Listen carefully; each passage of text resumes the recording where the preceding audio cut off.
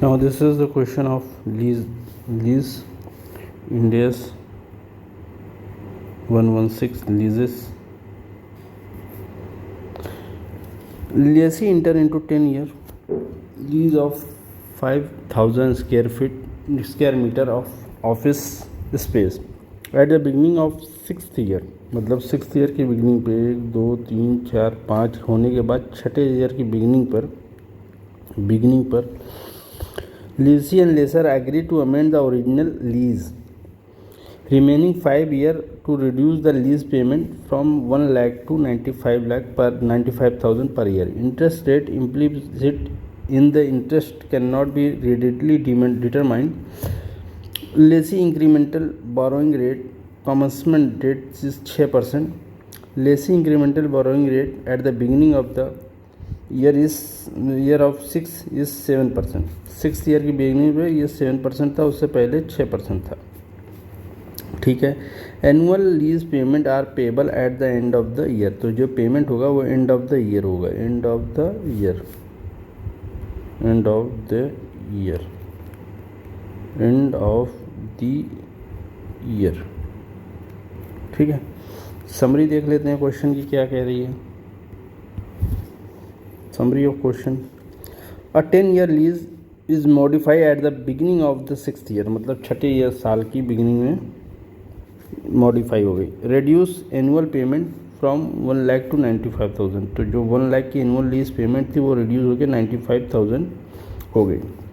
The remaining 5 year, जो last 5 year बचे थे, मतलब 6 7 8 9 10 1 2 3 4 5 साल जो बचे थे वो remaining since the implicit determined this is agreement borrowing the task to explain how to account for modification in lease liability and right to use asset. तो यहाँ पर आपको बताता है since implicit rate cannot be determined. मेन तो ये है since implicit rate cannot be determined the assessee uses incremental borrowing rate. तो ये समझ लेते हैं क्या होता है दोनों को.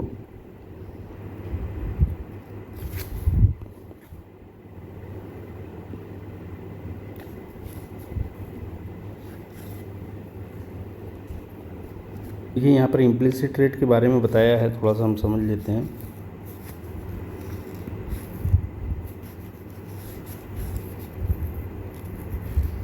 ये जो इम्प्लिसिट रेट दे रखा है तो समझ लेते हैं पहले हम. Discounting rate to be use for calculating present value of lease payment. क्या क्या है.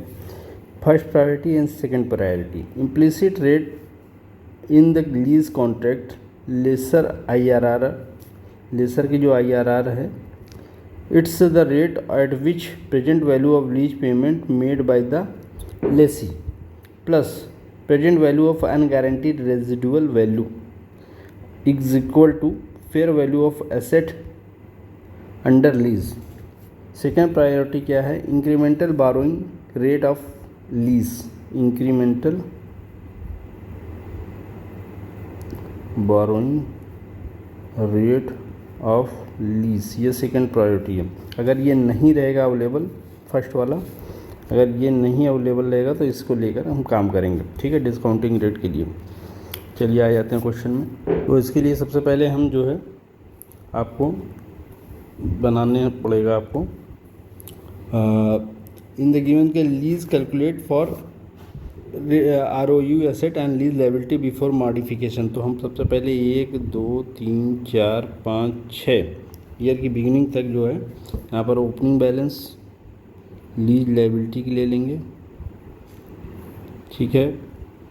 इंटरेस्ट 6% दे रखा वो ले लेंगे इम्प्लिसिट. लीज पेमेंट ले लेंगे और लास्ट में क्लोजिंग लायबिलिटी ले लेंगे. ठीक है. तो यहाँ पर हम 4 से 5 कॉलम बनाएंगे. 1 2 3 4 और 5. तो हमारी जो लीज की स्टार्टिंग है वहाँ से लेंगे. 1 सेकेंड. अगर हम ये लीज प्रेजेंट वैल्यू यहाँ से लेते हैं, 1 सेकेंड रुक जाइए. सबसे पहले हम जो है ओरिजिनल लीज़ की जो है काउंटिंग कर लेते हैं, जो कि हमारा शुरू में था, जो कि 1 लाख की पेमेंट थी. 10 साल की जो है एग्रीमेंट हुआ था जब मॉडिफिकेशन हुआ उससे पहले की बात, तो यहाँ पर वही ले लेंगे यहाँ से यहाँ तक। ठीक है, इंटरेस्ट जो है प्रेजेंट वैल्यू फैक्टर जो शुरू में दे रखा था, यहाँ पर देखिए borrowing rate in the interest commencement is 6% and lease payment जो था वो 1 लाख पर ईयर था, उसके बाद 95,000 हो गया। ठीक है, ये पहले 1 लाख था, अब था तो पहले मंथ जो मॉडिफिकेशन से पहले जो है borrowing rate at the commencement date 6% था, उसके बाद जो है ये 7% हो गया 7,000 से। तो हम पहले जो शुरू से हम जो है इसको बना लेते हैं। तो यहाँ पर जो हम डिस्काउंटिंग रेट ले लेते हैं 943, यहाँ पर ले लेते हैं 8.9840। ठीक है, 1 2 3 4, यहाँ पर जो ले लेते हैं हम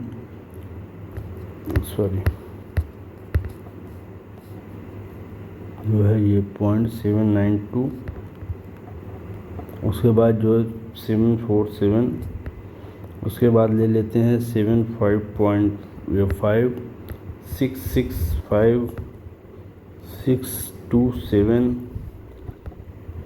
592, उसके बाद जो लास्ट है 558।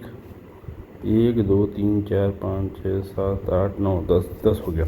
अब ये सारा जो है हम काउंट कर लेते हैं 94,300 इससे मल्टीप्लाई करके। ठीक है, 89,000, उसके बाद 84,000, 79,200, 74,700, 70,500, 67,500, उसके बाद 62,700, 59,200 और लास्ट में 55,800। ये जोड़ देंगे पूरा हम, ये आपका 7,35,900 आपकी जो है lease liability at modification date. Modification date के दिन, जिस दिन मॉडिफिकेशन होनी थी उस दिन lease liability at modification date, ये लीज लायबिलिटी आपकी निकल कर आई। तो यहाँ पर आ जाइए। अब देखिए यही जो लीज लायबिलिटी है ये 6वें ईयर के बिगिनिंग में हम ले लेंगे, मतलब यहाँ पर ये जो आपकी है बिगिनिंग 7,35,900, ये अब हम रिवर्स ऑर्डर में चलेंगे। ठीक है, 7,35,900 ले लिया। अब हम 6% से ही इसको जो है इस पर 6% इंटरेस्ट, चूँकि घटाए हुए थे 6% इंटरेस्ट, तो 6% इंटरेस्ट प्लस करेंगे और लीज पेमेंट माइनस कर देंगे। 6% इंटरेस्ट प्लस करेंगे तो ये 44,154 आ जाएगा और लीज पेमेंट जो आएगा 1 लाख का 7,35,900 का 6% जो 44,154 प्लस जो है 735,900 माइनस जो है आपका 1 लाख। ऐसे करते करते 6 साल तक जाने हैं हमें। तो ये हो गया आपका 6,80,054, ये आ गया। ओपनिंग आ गई आपकी 6,80,054, इस पे 6% निकाल लीजिए 40,803 माइनस 1 लाख, तो ये हो गया आपका 6,20,857। उसी तरह ये 6,20,857 आ गया यहाँ पर, इस पर 6% निकाल लेंगे। 6,20,857 का 6% 37,251, 37,251 माइनस कर देंगे 1 लाख, ये आ जाएगा आपका 5,58,108। ठीक है, उसी तरह जो है यहाँ पे ओपनिंग हो जाएगा 5,58,108 और इस पर 6% निकाल लेंगे हम 33,486 माइनस 1 लाख, तो ये हो गया आपका जो है 4,91,594। ये ओपनिंग हो गया 4 ये 5वां ईयर है, एक तीसरा ये चौथा, दूसरा तीसरा चौथा और ये 5वां ईयर है। 4,91,594 का 6% निकालिए। 4,91,594 का 6% 29,495, 29,495 आया, माइनस 1 लाख कर देंगे तो ये आ जाएगा आपका 4,21,090 और यही आपका बिगिनिंग ऑफ द ईयर आ जाएगा 6th ईयर में 4,21,090। अब यहीं रुक जाइए क्योंकि यहीं पे मॉडिफिकेशन हुआ है। ये 5 साल जो है आपने निपटा दिया, ठीक है। मॉडिफिकेशन डेट यहाँ पर है क्योंकि beginning of the 6th year है, तो यहाँ पर ले लेंगे। अब यहाँ से हम जो है खेल शुरू करेंगे। यहाँ से हमारी जो दूसरी पारी चलेगी वो चलेगी लीज इंक्रीमेंटल बोरोइंग डेट जो है, अब देखिए 5 ईयर रिमेनिंग। अब जो है क्योंकि टर्म्स में केवल अमाउंट का और इंटरेस्ट का वो था, तो 5 ईयर बचा हुआ है, 5 ईयर रिमेनिंग। एनुअल पेमेंट जो है 95,000 का है, और लेसी इंक्रीमेंटल रेट जो है बारोइंग जो है वो 7% हो गया पर एनम। अब देखिए वही जो है, आप इसको भले ही ईयर ले लीजिए, लीज पेमेंट ले लीजिए, उसके बाद जो है प्रेजेंट वैल्यू ले लीजिए @7% से, क्योंकि अब 7% लगेगा। Present value of lease payment ले लीजिए, present value of lease payment, ये हो गया आपका 1 2 3 4 आपका यहाँ पर हो गया। और यहाँ पे 1 से 5 साल चूँकि रिमेनिंग है, 2 3 4 और ये 5, आपका 95,000 से पेमेंट जाएगा, 95,000 से पेमेंट जाएगा, 95,000 से पेमेंट जाएगा, 95,000 पेमेंट जाएगा, 95,000 पेमेंट जाएगा।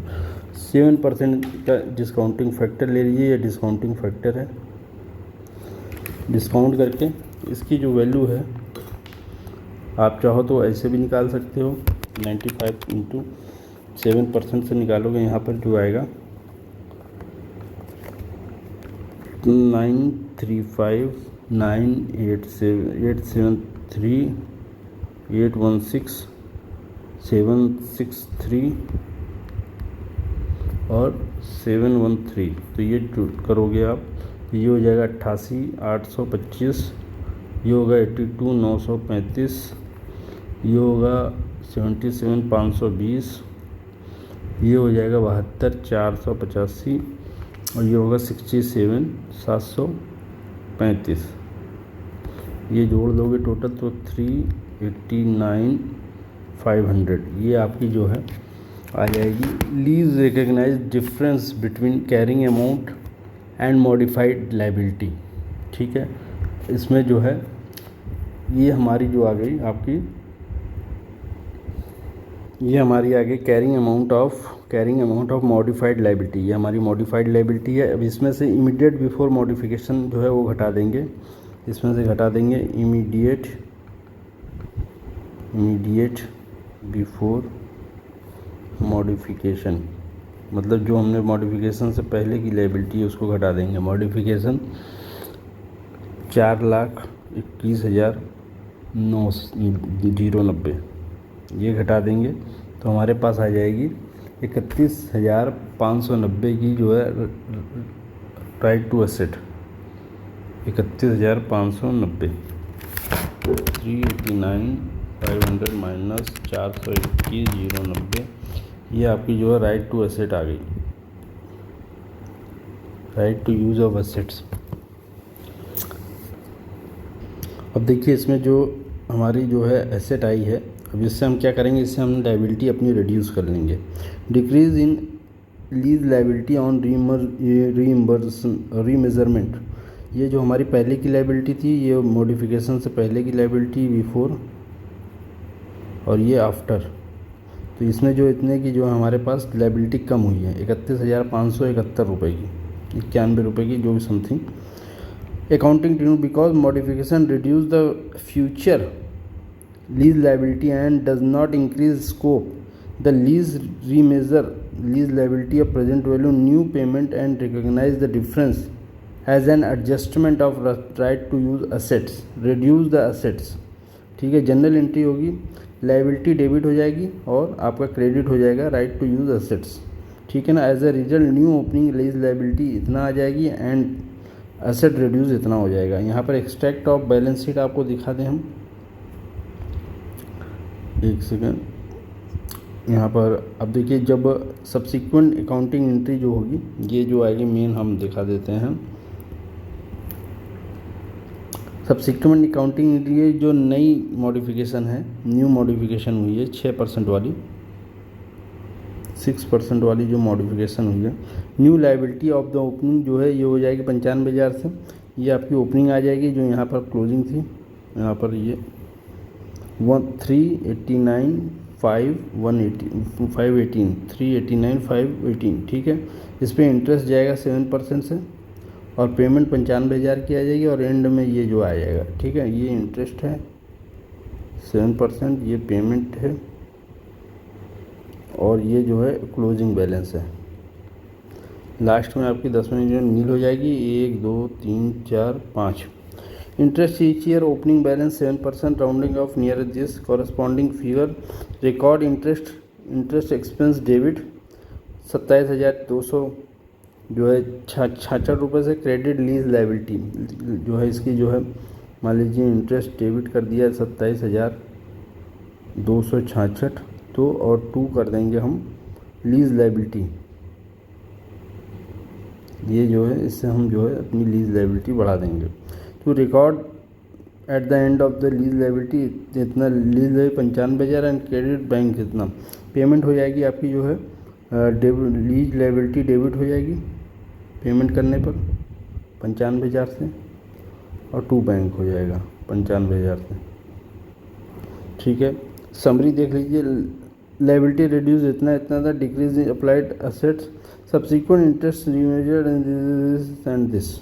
एक्सट्रैक्ट ऑफ बैलेंस शीट देख लीजिए, एक्सट्रैक्ट ऑफ बैलेंस शीट आपका जो आ गया यहाँ पर जो है ये एसेट साइड में आपकी जो लीज का जो है right to use asset after reduction इतना, एग्जिस्टिंग कैरिंग अमाउंट माइनस इतना, जो भी एग्जिस्टिंग कैरिंग अमाउंट होगा उसमें से 31,571 रुपये माइनस कर देंगे एग्जिस्टिंग कैरिंग अमाउंट से और लीज लाइबिलिटी जो आपकी 389,519 इतना आ जाएगी और बाकी ये आपकी एक्सट्रैक्ट है लाइबिलिटी का। तो इस तरह से ये क्वेश्चन सॉल्व हुआ। चलिए दूसरे क्वेश्चन में देखते हैं।